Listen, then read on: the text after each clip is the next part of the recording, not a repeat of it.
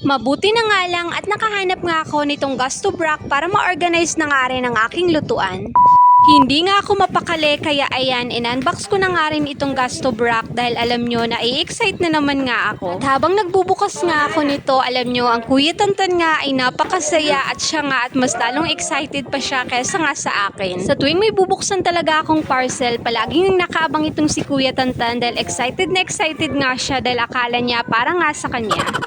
Katapos kong mailabas sa karton ang bawat part nitong gusto brack, pinagsama-sama ko nga lang pala ang magkakapareho para hindi na nga rin ako maguluhan kapag i-assemble ko nga. Huwag kayong mag-alala mga mema ko dahil may kasama naman itong manual at hindi rin naman tayo mahihirapan kapag mag-a-assemble nga tayo. Gawa nga pala ito sa stainless material at talagang magtatagal nga. At huwag din kayo mag-alala pagdating nga sa packaging dahil kompleto naman lahat ng mga accessories at part nitong gusto brack. Ang saya ko na naman nga dahil kahit papaano nga ay nagkakaroon na nga rin ako ng gamit sa bahay. Manifesting na sa susunod ay sariling bahay naman. Hindi naman siguro masama kung mag-manifest nga tayo, basta't samahan nga lang ng sipag at syaga at syempre ang pag-iipon na nga rin. Mabalik na nga rin tayo dito sa aking ginagawa. Mabuti na nga lang din, bago nga rin ako magpatuloy ay pinatulog ko nga lang muna si Kuya Tantan. Dahil tiyak nakapag-gising nga yun at habang nag-a-assemble nga ako nito ay talagang magugulo nga. Mabuti na nga lang din at talagang may kasama itong manual dahil mas napapadali na nga lang din ang aking pag-assemble